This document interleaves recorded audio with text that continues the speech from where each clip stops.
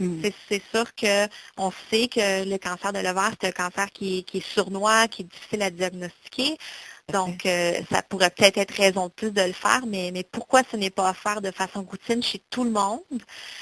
Ça, je ne le sais pas. Puis ça vaudrait peut-être la peine, ça, d'en parler même à votre médecin de famille, si vous en avez un. Oui, Mais c'est ben, sûr que oui. nous, on a tendance à le recommander dès qu'il y a des antécédents. Donc, si une personne devant nous a des antécédents de cancer de l'ovaire, donc une mère, par exemple, qui a un cancer de l'ovaire ou une sœur, eh bien, automatiquement, on va faire cette recommandation-là. Mais habituellement, s'il n'y a pas de cancer de l'ovaire dans la famille de la personne qu'on voit, ce n'est pas une recommandation qui est faite de façon routine. Est-ce que je peux rajouter juste une petite chose? Absolument. Oui, c'est juste que c'est pas fait systématiquement parce qu'il y a certaines dames qui ont le cancer de l'ovaire que ce test-là n'a jamais fluctué. Mm-hmm. Donc, pour certaines femmes, je veux dire, le test n'est pas valable donc pour elles. Donc, je pense que c'est pour ça que c'est pas un test systématique parce qu'il n'est pas bon pour toutes les femmes, malheureusement. Ouais. Oui, oui, mais d'après ce que j'ai lu, le CA 125, comme c'est un marqueur tumoral, ça ne dit pas que vous avez un cancer. Ça peut très bien aussi déterminer que vous pourriez être enceinte, mettons. Mm-hmm. Puis Oui. votre marqueur tumoral va indiquer, au lieu de le maintenir en bas de 35, il pourrait être à, je sais pas moi, à 95, mais ça ne veut pas nécessairement dire que vous avez un cancer. Oui. Mais ce que je veux dire, c'est que moi, je me suis trouvée avec ce cancer-là l'année passée diagnostiqué. Mm-hmm. Je n'ai pas, à ce que je sache, d'antécédents familiaux. Oui.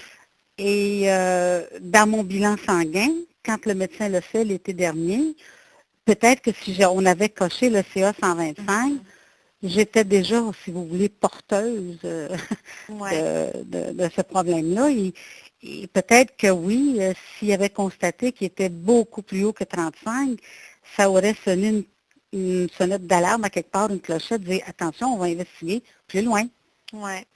Puis c'est sûr que, bon, c'est difficile parce que c'est sûr que dans certains cas, oui, ça pourrait être quelque chose qui l'aurait fait diagnostiquer plus tôt, mais comme Iris mentionne, c'est pas dans tous les cas. Puis je pense que c'est un peu comme ça que les recommandations, si on veut, pour la population générale sont établies, c'est de faire un test qui va avoir le plus d'impact sur le plus de gens possible, si on veut. Ça ne veut pas dire que c'est un système qui est parfait, mais à ma connaissance, c'est comme ça que les recommandations de suivi de base, si on veut, sont établies.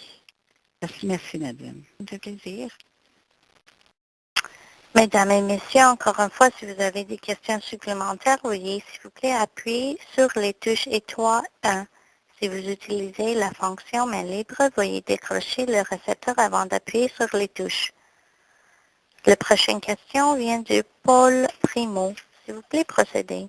Bonjour, Madame Dumas. Bonjour. J'ai été investiguée comme cas index et à ce moment-là, on m'a expliqué beaucoup de choses, mais je vous félicite parce que votre exposé a encore clarifié bien des choses pour moi. Merci, c'est gentil.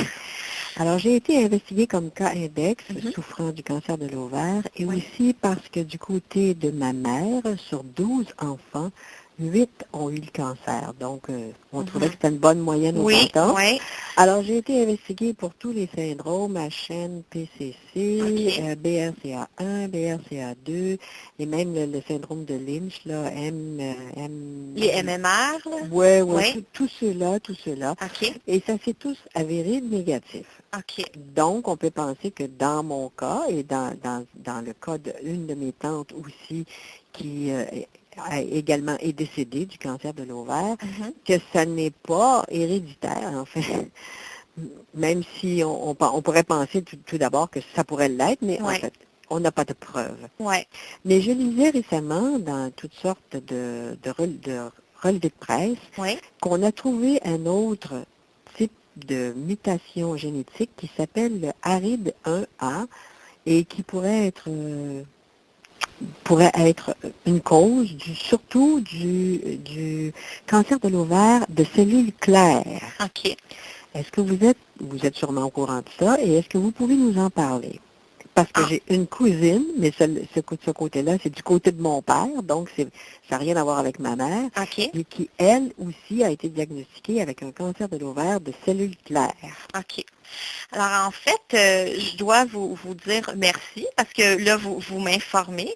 C'est souvent quand il y a des nouveaux gènes qui sont découverts ou identifiés, ça peut prendre du temps à ce que ça arrive au point où est-ce que c'est offert, si on veut, cliniquement aux femmes, par exemple, dans une clinique. Donc, c'est pas un gène dont j'ai entendu parler encore, mais là, après ce soir, je vais définitivement m'informer.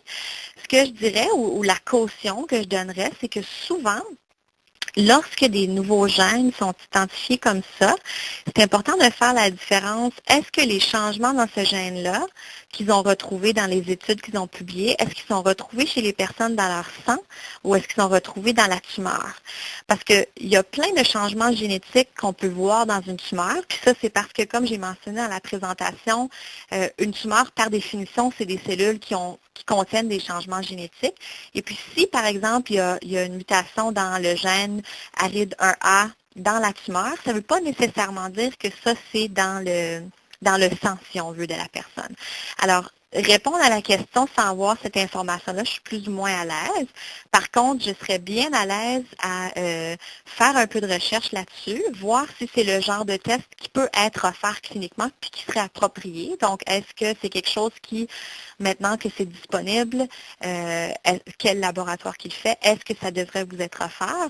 Et puis, donc ça, je serais à l'aise à regarder un peu, faire un peu de devoir de mon côté, en apprendre un peu sur ce gène-là, et puis soit vous revenir spécifiquement ou envoyer l'information à Iris qui pourrait vous la faire parvenir. Donc, je suis désolée que je ne suis pas très au courant de ce gène-là. Ça doit être tout nouveau. Puis je vous remercie de me le mentionner. Oui. C'est ça, la seule différence importante, ça serait puis les choses que moi, je vais regarder, c'est est-ce que ces changements-là sont retrouvés dans la tumeur? Si c'est le cas, habituellement, ce n'est pas le genre de choses pour lesquelles on ferait des tests génétiques dans le sang. Mais par contre, si c'est un gène qui, comme les BRCA, comme les P53 et tout ça, si c'est un gène qui, on le retrouve changé dans toutes les cellules du corps et dont les cellules du sang, bien là, ça serait le genre de test qui pourrait être offert et qui pourrait être très approprié dans votre famille. Parce que comme vous dites, en fait, dans votre famille, ça donne, vous êtes, si on veut, le genre de famille, la majorité qu'on va voir, chez qui on voit plusieurs cas de cancer. 8 sur 12, c'est beaucoup. C'est beaucoup.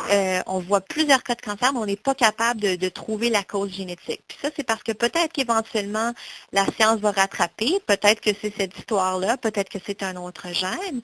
Ou peut-être qu'il y a, comme vous dites, peut-être qu'il n'y a pas de prédisposition génétique, puis que c'est vraiment le hasard. Mais bon, quand on se dit 8 sur 12, c'est sûr que c'est beaucoup. Le hasard commence à être pas mal fréquent. C'est ça, moins probable quand on en a 8 sur 12. Mais, donc, je suis désolée que je n'ai pas la réponse, mais ça me ferait vraiment plaisir de m'informer là-dessus puis de vous revenir. Puis on peut peut-être s'arranger avec Iris pour savoir comment je vous reviens là-dessus après coup. Et si nous avons encore des questions auxquelles nous ne songeons pas ce soir, mais qui nous viendraient à l'esprit demain, où est-ce qu'on peut vous joindre? Moi, je peux, en fait, je serais à l'aise à laisser mon numéro de téléphone. Je laisserai le numéro de téléphone de la clinique, puis on peut demander pour moi spécifiquement. Ça me ferait plaisir d'essayer de répondre à des questions. Alors ça, je peux le laisser à la fin de la présentation, ça me ferait plaisir. Ou je peux demander à Iris de le faire suivre à tout le monde quand elle vous envoie l'évaluation. C'était ça le plus simple. Ah, parfait. C'est ça que je vais faire. Parfait. Merci beaucoup, madame. Ça me fait plaisir.